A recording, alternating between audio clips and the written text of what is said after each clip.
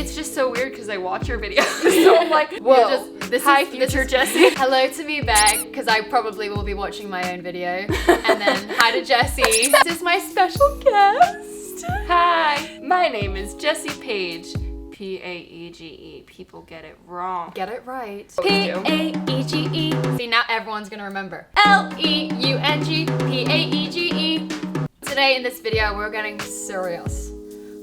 Slippery snake, that's totally different. If you haven't already, go and watch Jessie's video. We answered questions we've been avoiding about eating disorders. Ooh. And in this video, we're doing the same. But it'll be different questions, so it's like completely different video. This is the bonus Jonas video. I asked you guys on my Instagram to ask me questions about the eating disorder topic in specific. Let's get into it. Oh wait, I keep wanting to like make song references, but I can't, so stay hydrated. Just give life tips instead. Follow Puppies on Instagram. And Brendan Urie.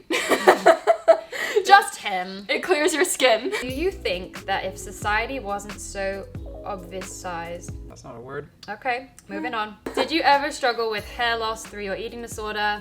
Yeah, I did. I did more when I was recovering, which happens with some people. Yeah. When I started recovering, I also lost a lot of hair. And I was very worried about it for a long time. I thought it was never gonna come back. But there is hope! Do you see our luscious locks? It can be reversible.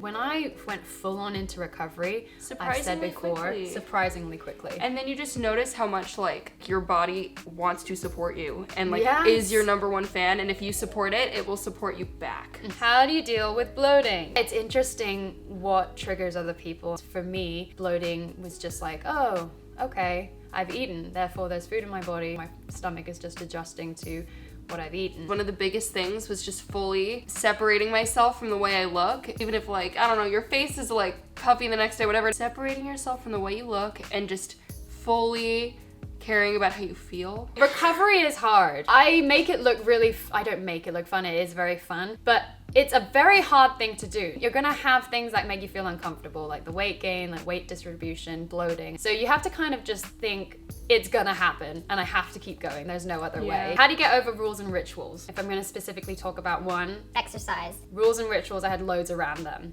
And I couldn't taper off. For me, I had to go cold turkey. I had to completely stop everything at once. If I had a little bit of a rule there and a little bit of a rule there and I make it less, then I still have that rule. It's still there and it will grow and grow and grow again. It was really difficult to stop rituals because I was thinking like, what if this? What if this? What if this? What if this?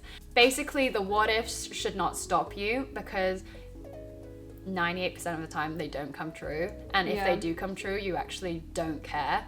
You're happy with it. Yeah. I was so scared of weight gain, but then I gained weight and I'm like, all right. I'm like, oh yeah, I got boobs now. Yeah. Does eating healthy in recovery matter? That's a really good question. I changed my idea of what healthy means. And to me, healthy is eating cake and burgers on an almost daily. I went to a nutritionist. This is like so important to go to the right professionals. Oh my God. I don't think she understood that she was talking to someone that had a history with this. Almond milk is so much healthier than oat milk. Like, I think it's so important to just like, you know, what makes you feel good? What do you want? And what allows you to live your best life? Literally both our mantras, I feel, is like how to feel better. What's gonna make you feel better? Sometimes I actually do genuinely want it. And then sometimes I want oat milk and it doesn't really matter. Yeah. Am I gonna die? No. Oats are great. Yeah. And also chocolate. Yeah.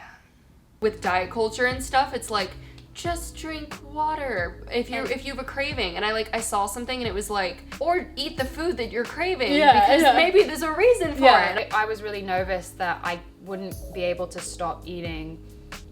I was gonna say wouldn't be able to stop eating burgers, but it's true. I can't stop eating burgers. But I was really nervous when I had started full recovery that I was gonna always need this amount of food or this type of food. And in fact, when you actually do what your body wants, you'll stop wanting that kind of food. Did you experience depression and anxiety alongside your eating disorder? Yes. Like I said in your video, I have become a little bit complacent with my recovery and I kind of need that fire up my ass. It's crazy how quick anxiety and depression, but how quick my anxiety comes back when I don't keep on it. I can think back to like the past few months for me and like days where I agree, like I have definitely not been doing as well. Like those days fully, I can tell you so confidently, like I have had like panic attacks. I got to this point where I thought, I'm doing so well. I feel so energized all the time. I'm not hungry. Normal people don't always have to eat like consistently all day.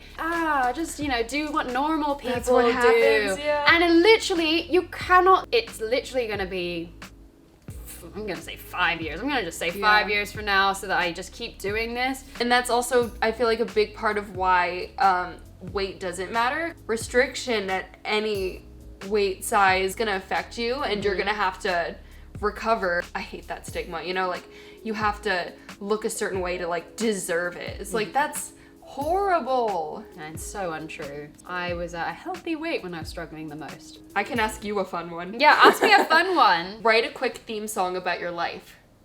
What? Why is it just guitar? It's an instrumental. Here, do you want me to bring it?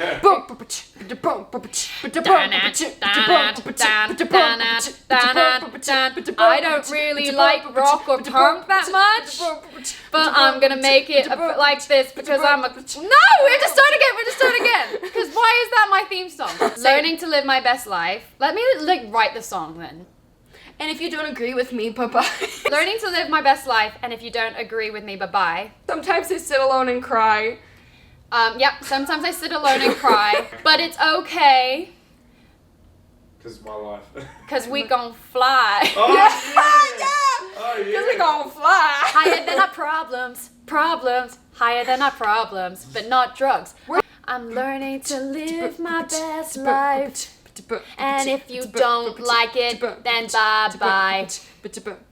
Sometimes I sit alone and cry, but it's okay, because we're gonna fly above our problems, higher than our problems. Okay, done, never mind. Yeah, things we did, Jessie, how Yeah. often do you think about your eating disorder on a daily basis? For me, like in general with my online presence, it's different because I'm not like known for making that, not that you're like known for making that content, but I haven't made a lot of it. I feel like people don't realize how much of like a big part of my life it is. I'm at a point where I feel like every day, there's even still at least like a thought or something. Even it doesn't even necessarily mean acting upon it, but just like at least there's like a thought, and I have to like maybe like be like no. Or I always want to be in recovery, but I still have habits that send me out of recovery. It's such a weird thing. Like you want to recover, but then you still do things that that make it seem like you don't want to recover. So if my body notices that I've eaten less in that day, my eating disorder thoughts turn on. When do I have eating disorder thoughts? When I haven't eaten enough.